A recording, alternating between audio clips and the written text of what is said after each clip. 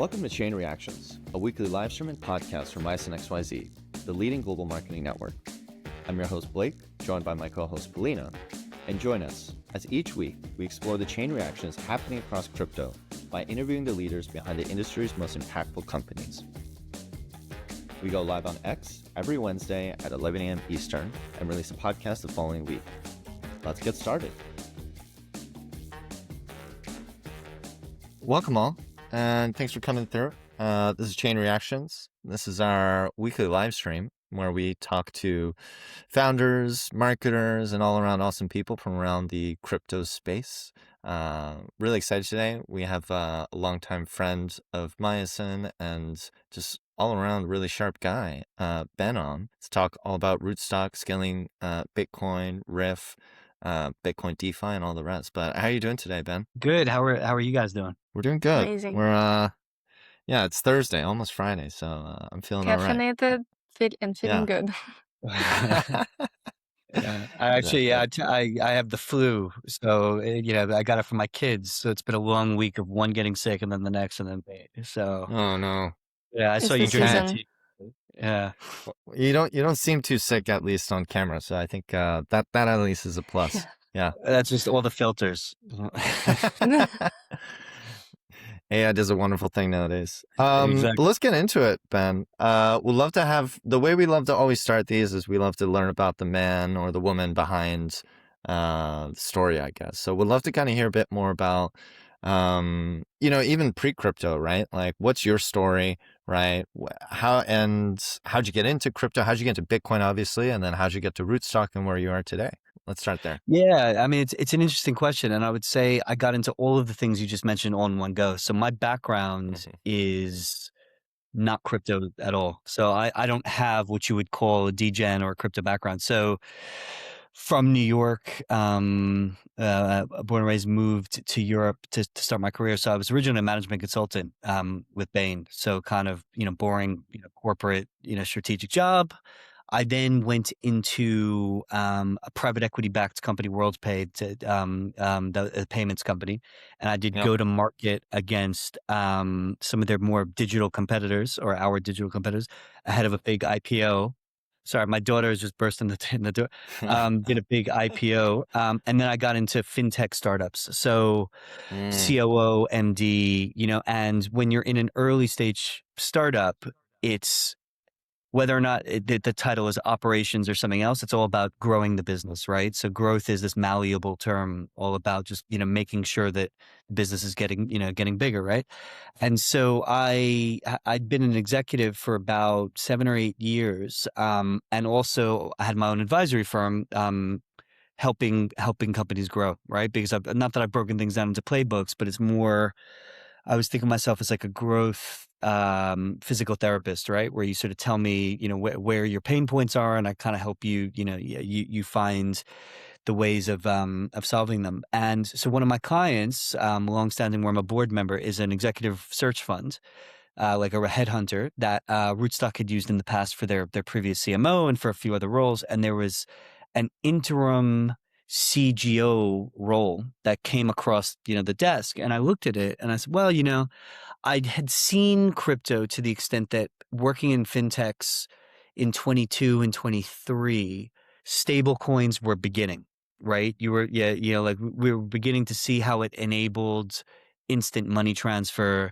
and also particularly in the emerging market. So I was at a company called Chipper Cash, which is kind of like the Cash App for Africa. And the crypto-based portion of it was huge because there was so much desire to circumvent, I think, the tough currencies situations in Nigeria, Uganda, and stuff like that. So I said, well, look, I don't know that much about crypto, but I know about growth and I know about fintech. So let me give it a go, right? And so my experience with Bitcoin and crypto and Rootstock all happened at the same time, where I joined and I had to have a crash course into what is all this, how does this work, what are the mechanisms, whatever. So it took me about 6 to 8 months, I think, before I could confidently break down how things work and what the dynamics are. But yeah, I mean, my background is in no way crypto. And even though I've been in this space now for 2 years, I believe in a lot of elements of it, like, the rails and, financial inclusion and things like that. But I sort of haven't tipped into the degen side or the speculative side. Like I'm heavily focused on the utility side of things. I love it.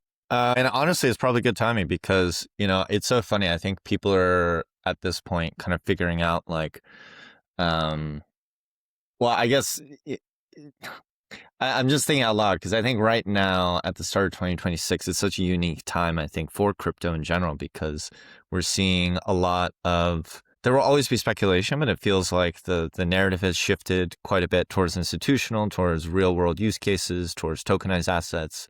The degen stuff is kind of going away. The read write own stuff, and hot off the presses this week, right? Farcaster is basically getting acquired by Nanar, which is like one of the clients that's built on top of it. So I think the point here is like everything is coming back to what I have always believed is the ultimate use case for blockchain, which is crypto, but crypto in the situation of self-sovereignty of money and just money in general, right? And where it's coming from, which is quite interesting. So with all that being said, we'll love to kind of now bring it back to Rootstock, right? And what you're doing there, because I think pretty much anyone who, crypto or not, I think pretty much everyone knows what Bitcoin is, but I don't know if everyone knows what Rootstock is and its role within the Bitcoin ecosystem. So could you tell us a bit more about that? Yeah, and Rootstock, it's a super fascinating story because it's tied into everything you just said, which is both Bitcoin, but also the extendability of financial services and also building a new paradigm, right? Where it's needed. So it was founded, Rootstock is probably the third or fourth chain in existence, which is really interesting, right? It's like, they always talk about it being, in the crypto world, they always talk about OGs, right? It's the original thinking around Rootstock was about, is almost 15 years old, right? So it's started by a bunch of Argentinian Bitcoiners who obviously Argentina was one of the patient zeros for Bitcoin because of all of the inflation and the currency instability and the possibilities and potential that Bitcoin had for reimagining, their financial world, right?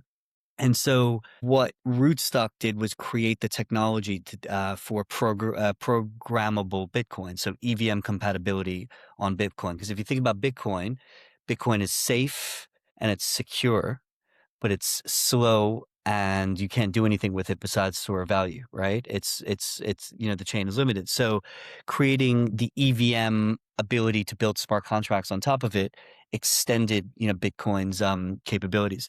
So Rootstock has really always dedicated itself to making Bitcoin work for everybody. So taking the rails of Bitcoin, which is safety and security, and extending it into all sorts of use cases that could benefit from it, right? And so I think, as I said, Rootstock has been around for a very long time.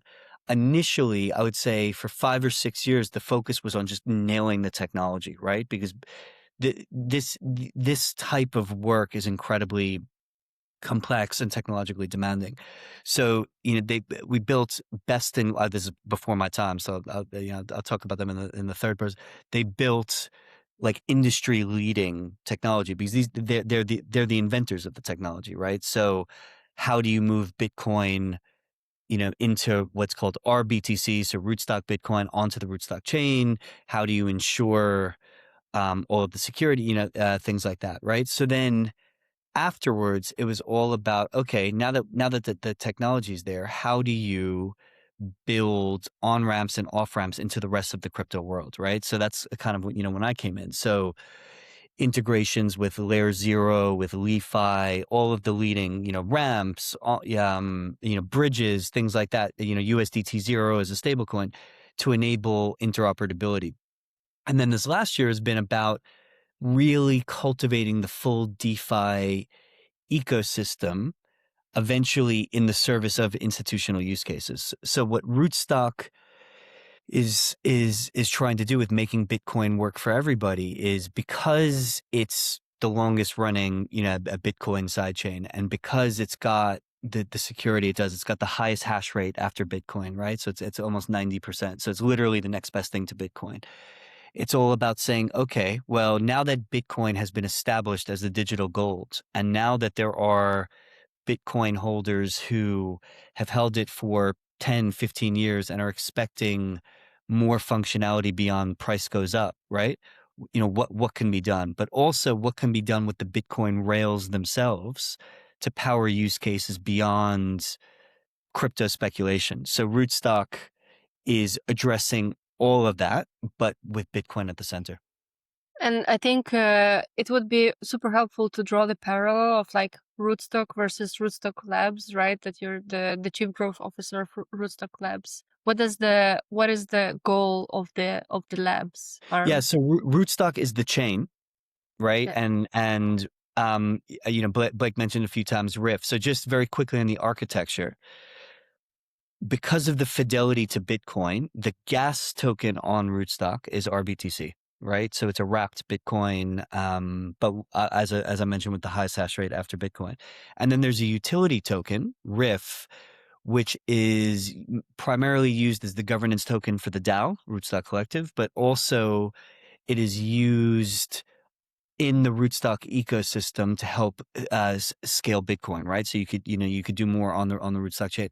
Rootstock Labs is a decentralized organization that exists to grow the Rootstock ecosystem, right? And so the Rootstock ecosystem could be protocols, it could be users, it could be use cases, right? So within Rootstock Labs, my primary focus with the team is how do more people on the marketing side find out about Rootstock? How do they understand what the value proposition of Rootstock and Riff are?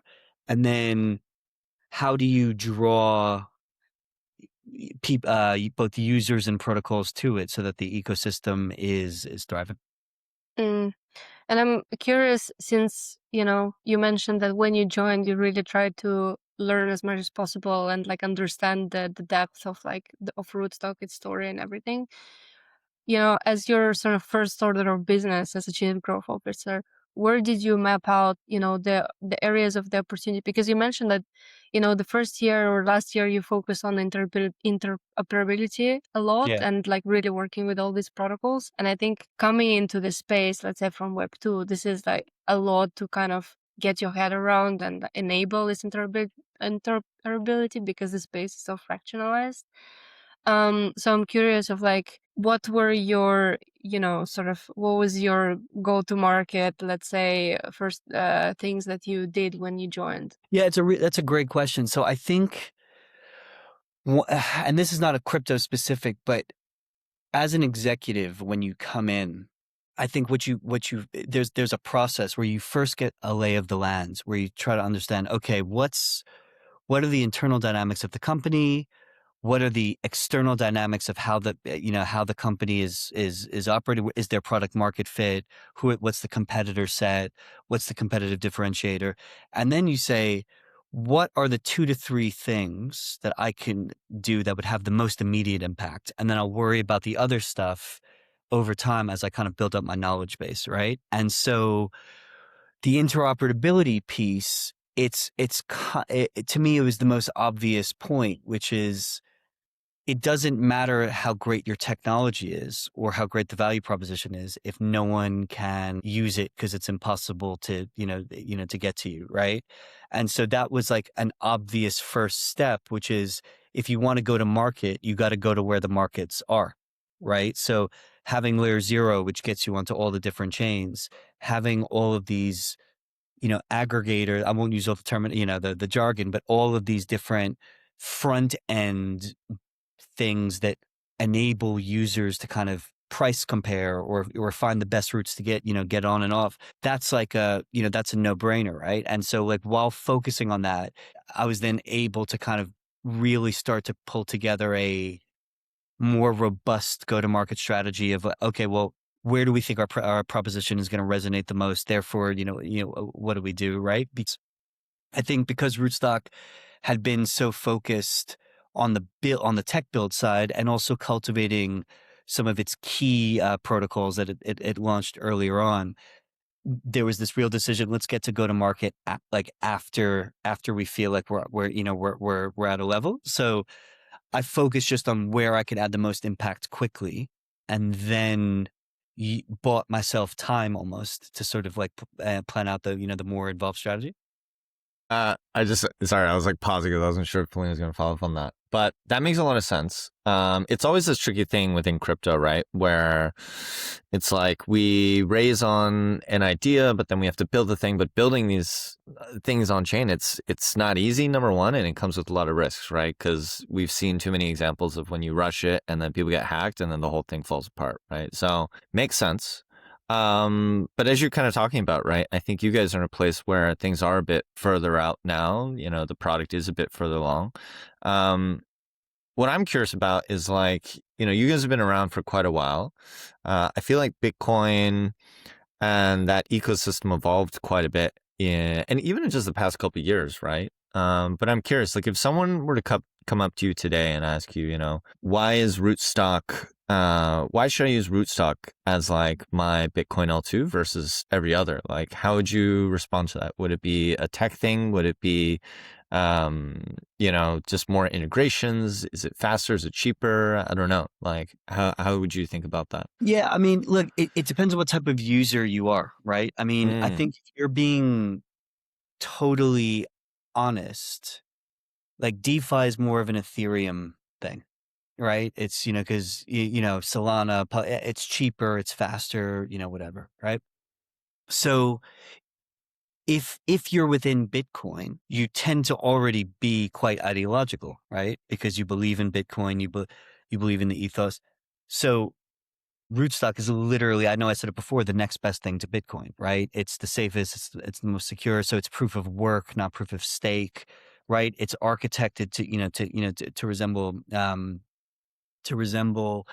Bitcoin. So if you think about, yeah, it's interesting. I mean, a broader answer to your question is one of the things that you always have to do in this space, because there's so much money sloshing around, and it's very easy for projects to start quickly and also show growth metrics that might not be real, right? There's this real tension between how much do you look around you and start to say, hey, are there things that I should be worried about, or are there things that we should be, imitating or keeping in mind, versus like, how do we just play our game, right? And like one of the things that I could tell you over the last 2 years is there's been so many competitors who had crazy TVL metrics or had crazy, and they've, once the TGE happened, or once they sort of ran out of a bit of funding or something, all of those numbers collapsed, right? And so I think that if you're asking why should you use Rootstock in the like kind of in the hypothetical, I mean, the answer is it's safer, it's more secure. It's slower than ETH and all the others, and it's more expensive, but that's what you get as a trade-off for for the other. I think that Rootstock by far has the most developed BTC-Fi ecosystem of staking, lending, trading, in various permutations. But again, I think Bitcoin doesn't trend toward very heavy retail usage, right? Because it's not designed to be low value, high transactions, et cetera. So I think that if you were like kind of like a retail speculator, I'd say, hey, I don't think Rootstock is for you, because you're not going to want to pay the gas fees. And, there's more opportunity somewhere else. But whereas I think if you're a legit Bitcoin holder, I would say, this is the natural extension of Bitcoin, so come over. Because I just wanted to ask about it because from my sort of perspective or experience, I think the people who are like hooked on Bitcoin, they're super Bitcoin pilled and Bitcoin maxes. And like you said, your job was to basically think about both the retail, right, and the protocols side. So I was curious about like what are the biggest blockers on each one and like the promise to each one. And I think you mentioned already for retail users that it's like realistically the fees are higher, right, and it's lower. But if you are like in the Bitcoin ecosystem, this is the only solution that makes sense. So I'm curious, like from the perspective of the target audience as a retail trader, are you looking only at the current Bitcoin holders and maybe institutional, TradFi investors, or are you also kind of trying to Bitcoin peel other crypto holders? Yeah, it's a really interesting question. I mean, look, to your earlier point, I think one of the things that the Bitcoin ecosystem lacks relative to the broader ETH is just depths of liquidity, right? Like when you look at Aave, right? It's 99% like, ETH based, for example, right? And it's because that's where DeFi, that's where, that stuff sits. Like most, if it, on a spectrum, the most maxi of Bitcoin maxis don't want to do anything with their Bitcoin. They're sitting on their Bitcoin deliberately and quite ideologically, because the whole point is it's there you go, right? And so I think that if you put your marketing hat on, like, it doesn't make sense to try to spend too much time convincing people that aren't necessarily in the community and aren't particularly, convinced, right? So trying to get ETH people into Bitcoin when they're already very happy in ETH doesn't make sense. Trying to get super Bitcoin maxis to do stuff that they're not comfortable doesn't make sense. So you actually, in some ways, have to find maybe even outside the space, right? So people who are diversifying their treasuries, right? And, are now going to do, dip their toes in Bitcoin, but because they're used to kind of TradFi setups, they want some TradFi functionality that formerly wasn't. You almost want people coming in without the baggage of a lot of the, sort of the accumulated history, right? So I think that with Rootstock, certainly from a marketing and from a growth perspective, I don't think it makes sense to try to convince people. I think it's much more about, like I always talk in the team about the 3 A's of like awareness, attractiveness, and accessibility, right? So I think that what we're just trying to do is we're trying to make sure that enough people hear about us, right? And then if they do hear about us, they can get onto the chain, they can get all of our core assets. And then once they get them, when they're on chain, there's some interesting things to do, right? And where Yeah. these people come from and what they do, that's sort of to a certain extent not, I'm less concerned about that because, maybe these groups aren't even particularly rigid, right? But I think it's very difficult in the deeper crypto space to try to convince people to do something that they've never done before, Yeah. I love that you mentioned the framework, and it kind of, I mean, it all starts with awareness, right? And then you kind of push them down the funnel. And I think the primary question from here comes with, in a sense of, where do you get that awareness from when your sort of target investor is potentially even outside of crypto, right? Some marketers would think now with the, InfoFi dead and everything, it's like, do we go on TikTok? Do we go on LinkedIn? Like, what do we do? Yeah. And I think it would be helpful to know how are you approaching this, like in the Bitcoin space and sort of institutional maybe. Yeah. I mean, so I think that what I always talk about with growth is, first of all, you have to understand your proposition, right? Because if you start audience first, I don't think you have clear why, what you're selling them and why why this resonates with that audience. If you start with the proposition, you then say, okay, well, who would want this proposition, right? And how do you get to them? So, for example, in the case of kind of non-retail, Twitter doesn't make sense, right? To your point about, TikTok or, what, like that is a younger audience. It's a more casual audience. Whereas if you're trying to transmit trust and legitimacy, it's got to be much more in person. It's got to be events based. It's got to be, personal relationships based, right? Whereas if you're doing, a more general market entry, I think you sort of have to do all of the above until you then work out where it resonates. So, one of the things I'm most proud of in the last year is actually working very closely with Myosin on market entry into Korea and Japan. And, I knew that, to your point, Pauline, like there is a big demand for Bitcoin in Asia, right? And there's a lot of Bitcoin holders in Asia. But first of all, Asia is not a monolith. Like you can't even just talk about Asia, right? Like China, Mandarin speaking isn't, audiences aren't the same as Korean, aren't the same as Japan. So in both Korea and Japan, we followed, a Myosin go-to-market playbook, which was you translate the technical documents because you need, devs to be able to see it. You do AMAs, Twitter,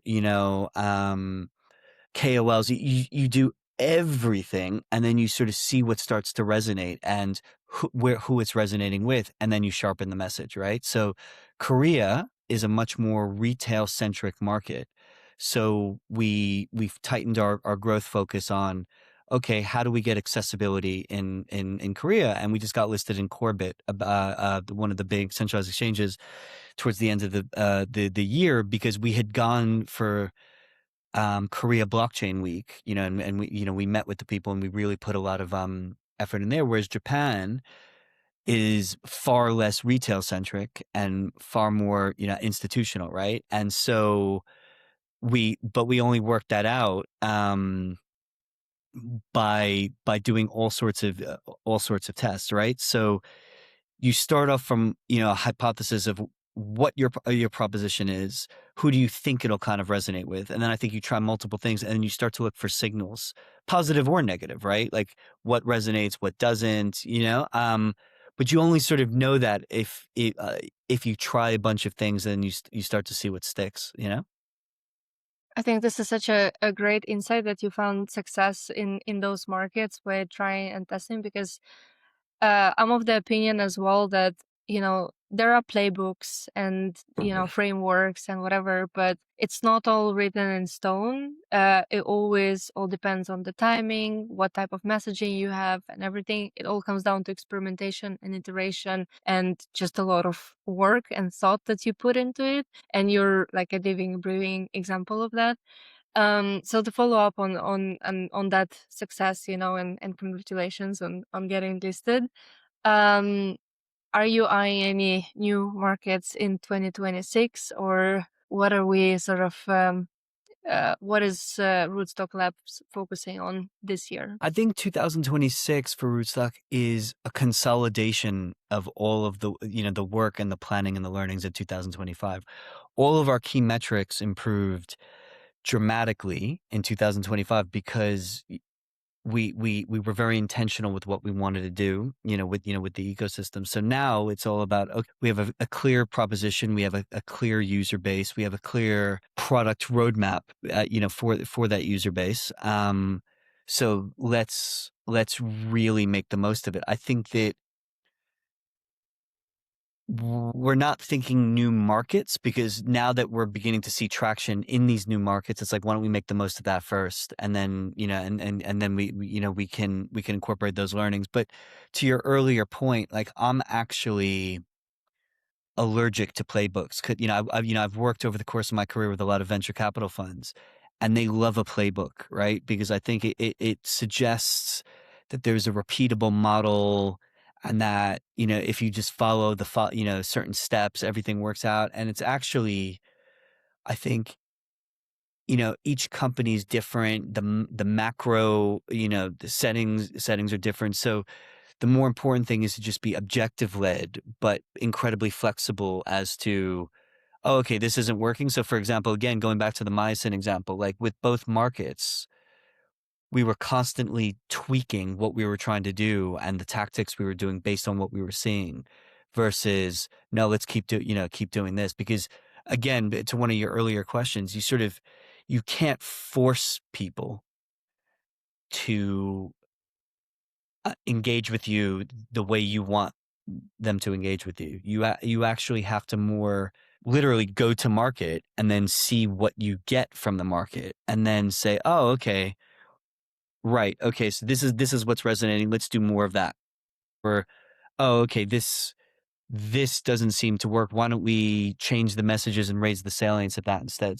Yeah, I mean, I think 2026 is all about just incorporating all of those learnings and just pushing, pushing in the places where we are. And also a lot of the products that we have are global. So we're less concerned about market entry and more just about Yeah, like On that, yeah, I wanted to kind of get into institutional, right? As we talk about, adoption, as we talk about expansion this year, right? I think in our notes, I'm seeing like in October, right? You guys are pushing to unlock roughly the $260 billion in idle Bitcoin that sits in institutions. So I guess, could you tell us a bit more about what that is, how it's been going, and the opportunity you see? Because it makes sense, right? I think I saw a tweet today, which is like, if you look at global assets, top 10 assets, like Bitcoin is, I think, number 7 in terms of market cap. And obviously, as like, I think the theme that we're seeing this year with crypto, and as we kind of alluded to at the beginning of this call, was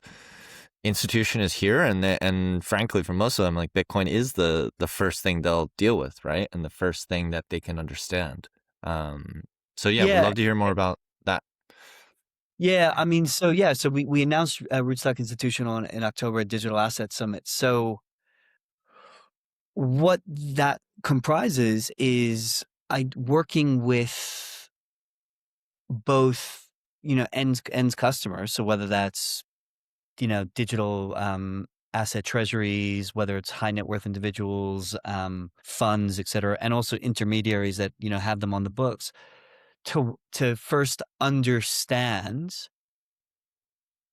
what are they looking to do with their Bitcoin, right? Because, I saw you put your hand up, Blake, when it was like, I'm just sitting on my Bitcoin, right? So there's a security and safety thing of why should I move something that, that's stable and worth X, and then it's, okay, well, what can you do for it in a meaningful way that's sustainable, right? Because if you think about it, one of the big differentiating factors between the degens and the hardcore crypto community versus the crypto curious or the kind of new entrants is, I would say, more than anything else, like risk appetite, right? Do you trust this totally decentralized dApp to do X, Y, and Z if they promise these kinds of gains, or does it seem too good to be true and you need to sort of get to know them, all that, right? So I think that a lot of what we're doing is trust building and ideation, and over the course of the year you'll see a series of products launched, right? But if you think about it with Bitcoin, what would you want to do? You would want your Bitcoin to work for you in one way or another. And what that means, there's various permutations, but it's definitely watch the space. But I think to your earlier question, Paulina, like we're doing the same kind of approach, which is instead of saying, hey, here's the one thing that we're going to do, everybody's going to love it. It's understanding in this space. Okay, well, because it's a really good soundbite. I think it's like 92 or 93% of Bitcoin is not deployed in anything, right? Just, but there's reasons behind that, right? Not only safety and security, but it's also there haven't been solutions that have been compelling enough to people to have them make those trade-offs, right?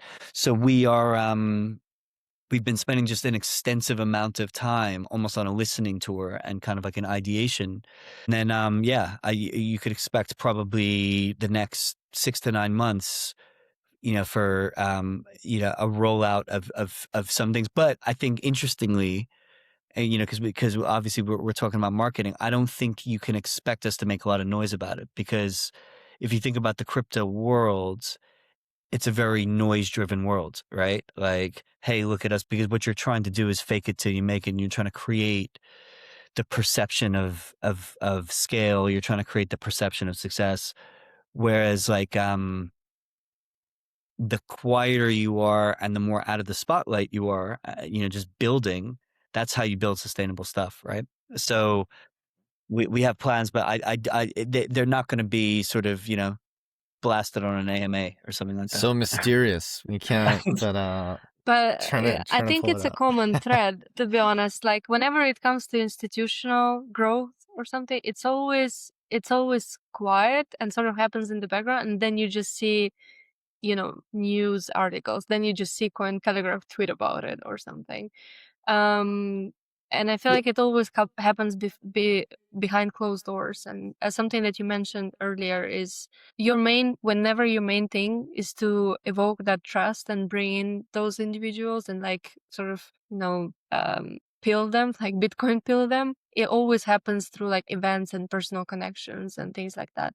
So this is not the sort of thing that you can actually make hype driven or viral. And I think the only way that you could potentially attract more of this to yourself is like through individual thought leadership and like what we call founder-led content, right? That's the only way that I kind of see that that growing when it comes to just typical sort of marketing channels. 100%. deeper customer. Although again, like one of the things that particularly with my advisor, I've always said to people is like, a lot of the time people, when they're launching a product, they don't sit and think like ultimately you're asking people to either give you their money or spend money, which I guess is the same thing, right? And with marketing, they need to probably see and hear you 6, 8, 10 times before they feel confident kind of taking the next step, right? So I think to your point, if you're trying to build a legitimate brand where the objective isn't, a TGE that pumps and dumps and, all the founders disappear, afterwards or something, but you're kind of, trying to build something for the long term. It's all of the brand marketing serves to reinforce confidence and, faith, in the business. But you shouldn't be trying to kind of push your achievements or kind of push the value prop, because I think then it just becomes a bit too salesy, right? Like, you have to be, you have to, you have to be thinking about, well, what's the most effective persuasion technique, right? And it isn't talking about yourself, right? It's actually the opposite, which is understanding the needs and then trying to tailor solutions for those needs.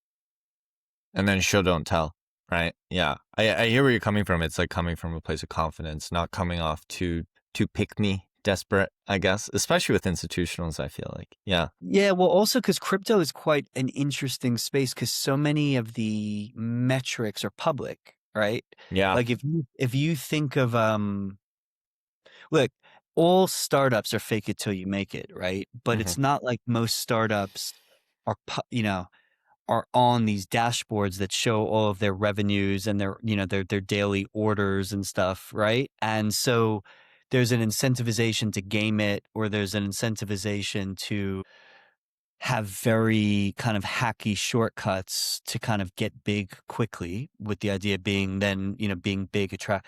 But I think there's no easy in the financial space. There's no easy way, to do it. It's got to be slow and steady, and it's got to be, very careful, very, very thoughtful, and very, you have to be aware of all of the parameters and just making sure that, you're not doing anything that could backfire on you later on, I feel you. I want to kind of, I do want to flag, we're starting to come up towards the end here, but I always like to kind of, we dove quite deep, I think, on the specifics, but would love to kind of zoom out a little bit and kind of get your hot take on, I don't know, like the general state of the industry. Also, like, what are the most exciting developments in Bitcoin? I think, people, like Davos is happening right now, right? And some of the like CZ, Brian Armstrong, a couple people are out there talking to, leaders of central banks, right? And I don't know. It's a bit of in my opinion, a bit of a hackneyed counter argument or argument against Bitcoin. But, people are like, well, what about quantum? We've all seen that meme on Twitter at some point, right? But yeah, I guess like, and as an American, at least I would say like, Clarity Act, and we'll see, I think it just got delayed a little bit, but I'm sure it'll happen at some point. But so all these things, regulatory, tech developments, the market evolving, like, what is most exciting to you about Bitcoin, and what's your view on the state of the industry and the role that Rootstock's going to play in it in this coming year? Yeah, I'll sort of answer that slightly out of sequence, which is like the broader industry. I think because each each project is approaching things, totally different. So I sort of actually don't think about other people beyond, are there collaboration opportunities, right? Because I think because of the architecture, because of the value prop, everybody has to do things, their own way. But I think what I am most excited about, in part because of my I guess my own background, is the convergence of TradFi and DeFi. Like, I remember when I first went to events in 2024, it was almost like being in a sci-fi convention. It was like language I didn't understand. When people started taking pictures with me on Telegram, I was like, like what is this? I felt very out of place, and I was also like, I don't quite get what's like what these projects are doing, what's going on, right? Whereas now at Token in Singapore, last year, and Korea Blockchain Week, whatever, it feels much more familiar because you're having conversations about stablecoin backed, money flow, right? Bitcoin backed, stake of Bitcoin. There are crypto as an enabler, blockchain. What's better? It's blockchain with crypto token as enablers for financial services, right? So you're seeing the technology, which is kind of my prediction to a certain extent of where AI is going to go, right? Like, to your point about quantum and stuff, everybody, so AI is going to be doing all our jobs, right? AI is going to be doing this. AI, whereas like what I think will probably happen will be AI will be embedded into our kind of like daily tech stacks, right? Like you look at, Claude coding and stuff, but it doesn't replace what we're doing or become the new paradigm. It just becomes the mechanism to do it faster or cheaper, right? And so seeing the maturation and the embedding of blockchain technology into financial services just means that there's like it's no longer niche, so it's bringing in lots of different audiences who want to do lots of interesting projects. So like in terms of where Rootstock fits, like as I said earlier on, I mean, Rootstock's been around for a while, and one of the critical things about Rootstock versus other projects is it was always mission led, right? It was trying to create the opportunity using the Bitcoin rails for real life use cases, real life, financial services, improving people's lives.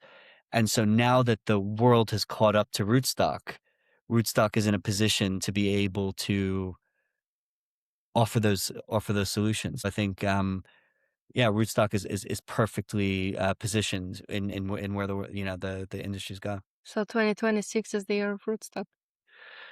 Yeah, and 2027, 2028, lots of Rootstock years. Yeah, I mean the track record proves it, right? It's not just something Yeah. that's been around in No, the it's last year. and like it is interesting where the CEO of Rootstock is the founder, right? So, and Mhm. and he's always had the vision of what Bitcoin can do, and so much of what he says is, people are finally where I was 15 years, right? And it must be just such a crazy feeling to be like, oh, I called this, and maybe it took a bit longer than I thought, but yeah, here we are, right? Here we are.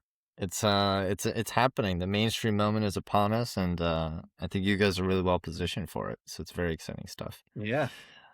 As we go towards, we're about to go to rapid fire questions, but I guess the last thing I'd love to kind of wrap up this part of the conversation with, Ben, would be I guess just letting the folks know, like, as far as you can disclose, because it sounds like we kind of have to keep it tight to the chest here, or close to the chest. But, in the coming year, we talked about institutions, we talked about institutional, like adoption, all these things. Like, is there anything that I guess within, whether it's the Rootstock community or potential Bitcoin or current Bitcoin holders who would be interested in participating, etc., like, let the folks know, like, I guess giving them a sneak peek in any way of like, should they be expecting anything coming soon, or basically Yeah, I'm well, hunting for look, alpha here. 100%. Yeah. I think in the next 3 to 6 months, if you follow Rootstock Institutional, right? Mhm. If you are a Bitcoin holder, Mhm. yeah, of some significant degree, right? Mhm. I think Rootstock over time will be and I don't say this kind of like where I'm holding all of this back and then all of a sudden there's going to be one big announcement. It's more that I don't think until we have everything fully bottomed out, it makes sense to say, oh, what about this? What about, like, I'm not trying to, I'm not trying to forward sell anything, right? But what I can promise is if you have Bitcoin and you want to deploy that Bitcoin in different ways to make it work for you, whether that's, you know, sources of liquidity or, you know, I think that we will be able to help, but, you know, solution TBD, no promises, I'm putting as big a disclaimer as I can as possible. As But you I think should. if you are a Bitcoin holder and you are interested in doing more with your Bitcoin, but in a non-degen style way, in a safe and secure way, Rootstock is your preferred option, and just watch this space. I like it. I will say, like, full transparency, like, I don't remember if we talked about this in the previous episode, but I do hold enough that I think I should be, it just sits there in 2 different wallets, and I'm like, I should do something with it. I should earn some yields. But I think the issue for me as a holder has always been, it's a little intimidating, I think, to like bridge, and it's just like, but I just, I'm like, it just sits there, which is fine. I'm never going to sell it. I'll never spend it. But it's like, shouldn't it be generating some yield for me? So No, I I might think have to there's look into that. this. And it's like, where does the yield come from? Right? Yeah. Is like, look, one of the things that you see in the crypto world, and I've always said this, you know, because one of the advantages to being a crypto outsider is, like, as a non kind of what you would call true believer or something, you question everything when you come in. You're like, what? This is, you know, and it's like, wait a minute, if all of a sudden your TBL spikes to X, or if all of a sudden, you know, incentives are 60% or something, that can't, like, something's off. Something's off, right? There are general rules of, like, economic principles that, like, you know, this is, you know, and so I think it's very sensible to question everything and be like, okay, I want to do something. How are you going to generate yield on the Bitcoin, right? Like, with which mechanism? How is it going to sit on your chain and, you know, off the bit, you know, and how are you going to guarantee safety? Like, you have to go through all, you as a Bitcoin holder have to kick the tires and interrogate that very fully. So, you know, you going back and asking the Rootstock value proposition, we're kicking the tires, and, like, you know, we're not just saying with any of our solutions, hey, trust us, right? Like, don't worry about where it comes from. Don't just trust us. You guys are full trustlessness maxis, if you will. Exactly. You know, ironically, in the space we're in, we're trustful, not trustless. Right? Yeah, that's true. Yeah. Well, I think it's because people lost sight of that original ethos, right? Like, Bitcoin, you know, Bitcoiners were the OG, like, proper trustlessness. But I think in this, like, casino that people got caught up in, where we get greedy, and I'm a part of that. I was a big Terra Luna guy at one point. That was probably my biggest loss, I think, on any rug of any kind. And I think back on it, I'm like, well, listen, it was all there. We just bought into our own bullshit, frankly. You know, we're like, yeah, seniors, yeah, it's fine. Like, you know, like, yeah. So and look, that's how it I goes. think that when you're in the world and you're with other people from that world, it's very that's one of the most interesting things about also the institutional side of things, because, you know, for example, you know, I should have mentioned, so I speak Japanese and I studied abroad in Japan. So part of me going to Japan to do stuff is because I'm able to actually kind of, run these meetings and talking to non-crypto savvy people. You really have to explain the principles in quite clear, easy to understand stuff. And you kind of realize how crazy so much of the surrounding world is when you're trying to talk to outsiders about it. You know what I mean? And I think that when it's all insiders, it's very easy to kind of convince yourself that, you know, things are only going to go up and, you know, like, you know, whatever. So it's very good having that kind of dissenting voice in your head. Yeah, it's good. That's what we need. We need more of it. Yeah. Oh, sorry, Polina. Anything else? One last thing? No, I just wanted to maybe start with rapid fire. Okay. Yeah, let's kick it off. but this has been really good. So yeah, Polina, kick it off. Okay, the first one is what is the most underrated marketing tactic in Web3? Yeah, that's an interesting one. So I actually think it's a long-term proposition build, right? Because everybody is chasing the short-term gains, right? So it's like very loud marketing, it's very unsustainable campaigns, it's gigantic side events at conferences and stuff, right? But the more underrated marketing in Web3 is staying quiet, focusing on build, and also, sorry, I should add, cultivating the right relationships, right? Because you meet a lot of people in this space, right? Because it is a fairly sort of closed off space, right? So Yep. you meet all the the DApp people, the protocol people, the investors, whatever, and it's like being able to sift through who can I collaborate with over the long term where we can grow together, right? Or who is best placed to help me, help us with this, versus that, right? And because one thing about marketing is the best marketing is word of mouth and advocacy, right? Because it's free and it probably has the best conversion, right? Because you trust other people that in your circle, right? So to me, the most underrated marketing is long-term builds in an industry that doesn't reward that immediately. Word of mouth, Word of trust, mouth. value props. I love that. That's actually, I think that's probably the first one we've heard that one, which I like. We've had I many think so. variations. Yeah. Most overrated marketing tactic, going the other way. Yeah. Yeah, I mean it's the inverse of what I just said, right? So I Yeah. think that the most overrated thing is, like, if you think about it, right? When I first started going to my first big conference was, I think, ETHCC in Brussels, right? So this would have been about almost 2 years. And at the time, everybody was talking about airdrops, right? Like airdrops, right? Yeah.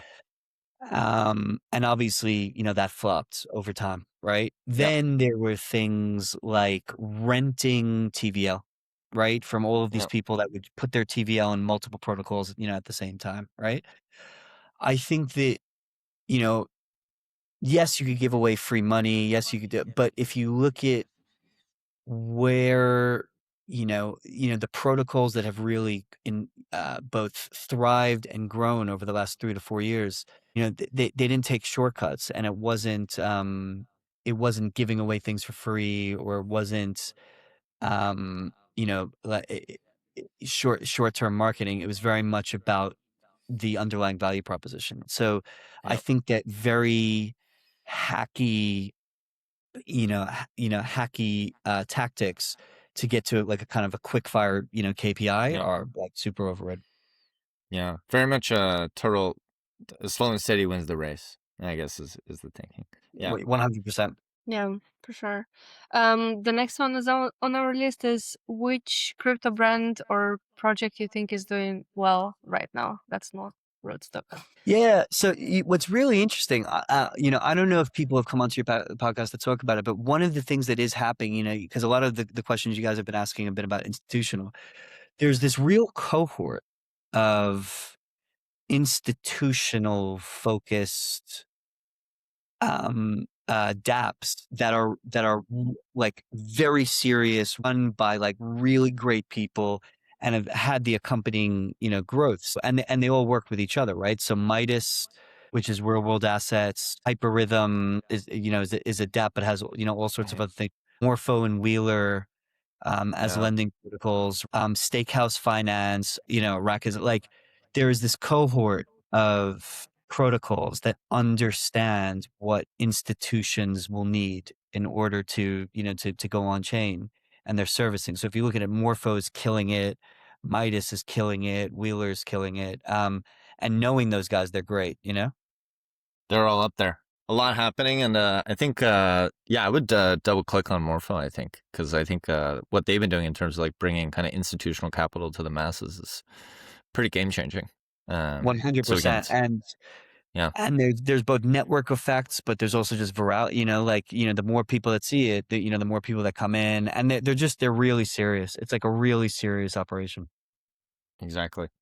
Okay, last one, but this one's a fun one. I tell everyone this, but I love to kind of wrap it up this way. Is we've done like 3 years of this in various forms. This is like our third season. We've asked every guest some version of this question, but it's always kind of stayed the same, which is really just looking back at the past 12 months. I would say, like, what's your biggest professional learning Within Web3 or in general? It doesn't have to be a crypto thing necessarily. I think it's just a nice moment of like reflection on your career and I think sometimes we get so caught up in the day-to-day craziness of work. So sometimes you got to zoom out and you guys say like, all the stuff that's been happening, especially working in crypto, right? Things are so chaotic. Like if you look back on all that and you had a reflection or a learning, as I guess in your case, chief growth officer, what do you feel like Yeah. you've learned? Yeah. So I think that it's been a reminder that a very tight focus on your goal, right, and running your Mm-hmm. race versus looking at the other, looking around. You gain momentum and velocity over time because you get more clarity and you get more signals that what you're doing is Mm-hmm. working, right? So if you think like one of the things that really strikes me in the Web3 space is how many things are flavor of the month. So whether it be Mm-hmm. tokens, different kinds of functionality. Like when I entered the space, people were still talking about were they called ordinals? Or there was something else, Yeah. right? It was Yeah, I like big remember Ornos. Yeah. fees. Yeah, yeah. The fact that I remember that. Do you know what I mean? I mean, Yeah. there was always like a flavor of the month, and there was and everybody would get really excited, and like if you're able to cut out the noise to what you were just saying and just focus on what am I personally as an executive trying to achieve for the company, but what's the company trying to achieve, you can block out a lot of the the macro stuff. You obviously have to be aware of it, but I would say, for example, Rootstock has really thrived in the last 12 months, even though yes, Bitcoin price has gone up, but the broader macro conditions have worsened quite a bit, right? Like, altcoins are down, the retail market has stalled out, right? Because of all these, these shocks and stuff.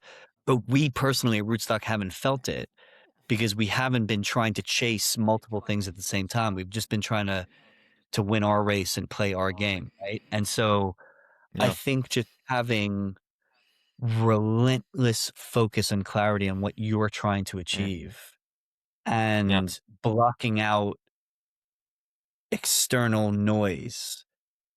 Every new I mean, flavor of the month, every 2 yeah, weeks. Yeah. it enables you to be very intentional with what you want the team to be doing, Mm. and also understanding your own performance as a company. I love it.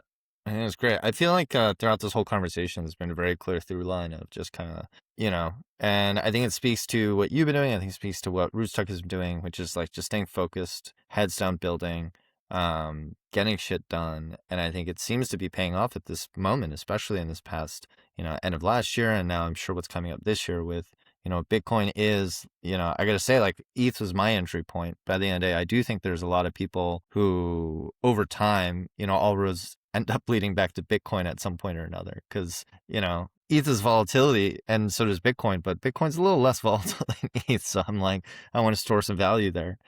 And all to say is, like, I think, Yeah, sorry, no, go what? ahead. Yeah, go ahead. No, please. No, I was just going to say, I think what you guys have done really well is just staying focused and, staying true to the ethos of, I think, what Rootstock was focused on, and from a marketing point of view as well. And also, like, appreciate that you gave us and worked with us to kind of give that permission to experiment and try and figure out these value props as we enter new markets. So it's all good stuff. Yeah, because Yeah. I think the broader thing, because Paulina's asked a lot of questions about kind of like Web3 in general. It's like there aren't that many established product market fit business models, right? As in, ETH's business model is they built a community, and